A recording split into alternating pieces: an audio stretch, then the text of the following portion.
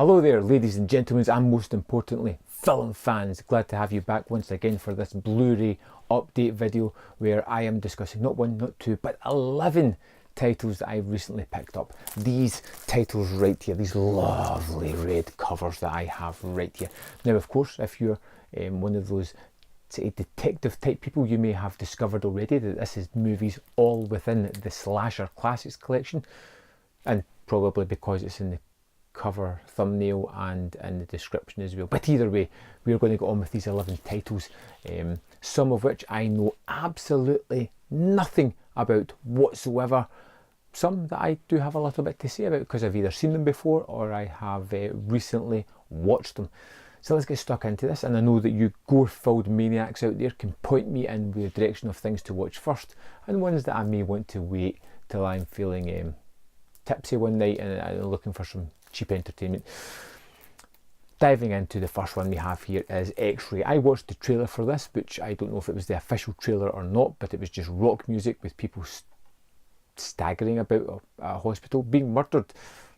It was also called Horror Hospital or something like that. I can't remember exactly, but again, number 9 in the collection, 1981, the peak years for slasher movies.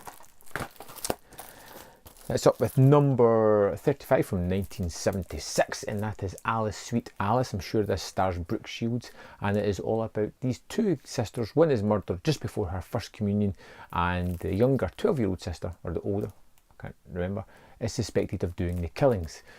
Got all that from the trailer. Trailer looks rather nasty. I love the colours, visage, you know, that kind of weird mask that they were wearing.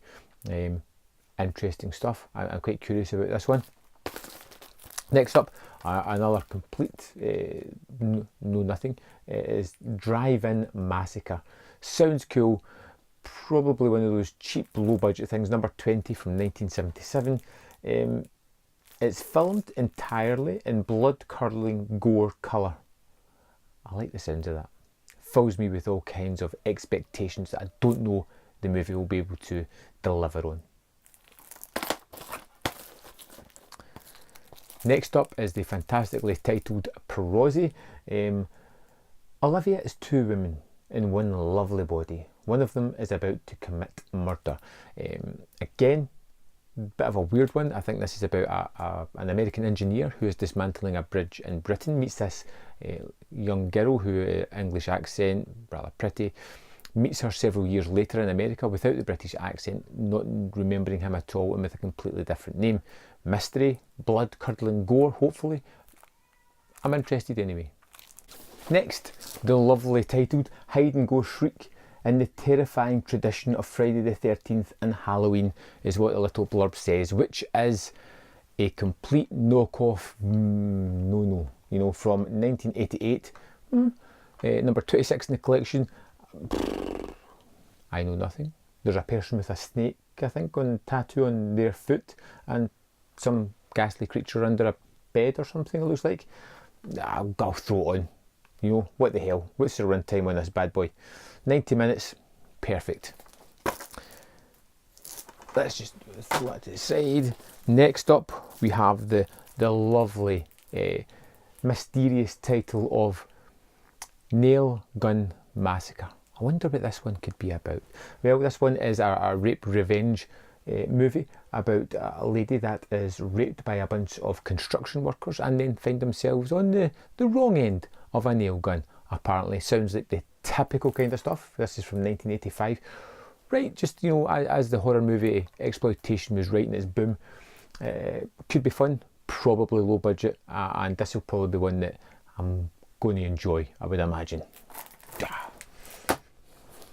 Next up, and we're on to the ones that I have seen before and may have some things to say about.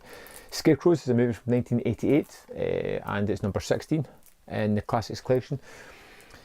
This one starts off with a robbery. A team of bad guys have just made off with a buttload of money. They are travelling by plane when one of them double crosses the rest of them, escapes the plane with all the money, and they chase after them. Now, he has made it to a farmhouse of some sorts, and wouldn't you know it, there are strange goings on and some weird killing's about to happen. Of course, it's in the title. It's the scarecrows. It's spooky wooky scarecrows that are going to kill these people, these trained killers, in brutal fashion. It's fun. It's completely 80s, completely ridiculous. Another fantastic runtime of 83 minutes, including credits. Man, you can really burn through these at night. I love marathoning these things. They're just so easy to watch. And it's one bad 80 minutes, you're on to the next one, which could probably be as bad, but it's just a fun evening having that with friends over. Slaughterhouse Rock. I love the title. And it is a movie of two halves. You have this guy who is haunted by dreams of this band that was murdered at Alcatraz, and he feels the need, the compulsion to go there and investigates what's happened. The first half of the movie is really well done. I love the effects, the storyline, the silly characters, how they're relating to each other, the conversations. When they get to Alcatraz Island and things go from bad to worse for these people, I kind of lost interest a little bit. I was loving the soft rock, the 80s aesthetic, everything about it. Just the second half is just not as much fun for me as the first half. Still something I would go back to though.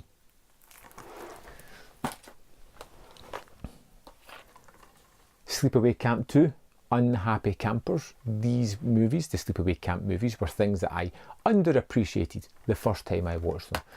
And that was on me. I didn't get what they were, and they were the prototypical parody comedy horror movies that pokes fun at a genre while being a loving homage to that.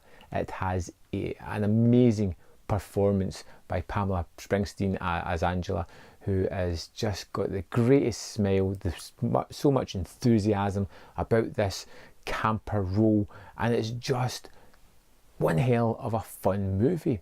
It doesn't take itself seriously. It's not to be taken seriously. There is a lot of blood, a lot of gore, and a lot of humour to be had here. And like I said, a really fantastic performance.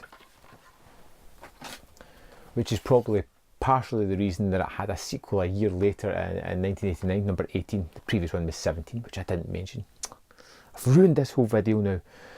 Anyway, Sleepaway Camp 3, Teenage Wasteland, I enjoyed as much, maybe more than the second one. It takes the ridiculousness to a crazy level and has Angela just running amok.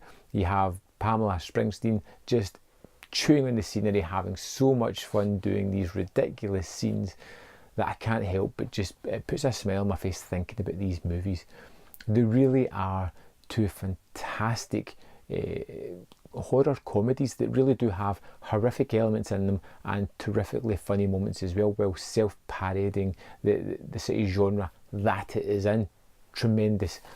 Last but not least, we have another horror comedy, and that is number 40 in the Slasher Classics collection from 1981, Student Bodies.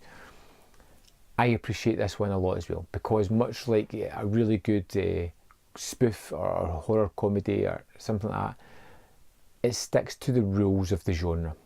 Take out the comedy of this one and you have a typical horror movie of this time, you know, and they just splatter over some of the risky comments, some funny moments, some silly natures of things, and it works. It doesn't have any comedic actors, everybody's playing it straight, which adds a kind of strange atmosphere to the piece, but I really enjoy it. So that's it.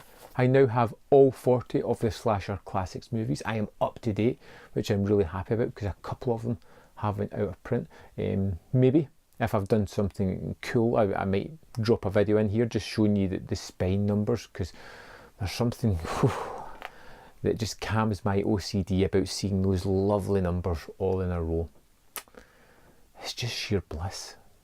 Anyway, I will be bringing you reviews of all of these movies at some point, because these are comfort things that throw on, switch off the brain, enjoy the heck out of. And as I said, I would love to know, where should I start on some of the ones that I didn't know anything about, the ones at the start of this video, or the ones that you still see wrapped within my cool shot that I hopefully bothered to do. Time will tell. Thanks for watching, and I'll see you next time on Man vs Film.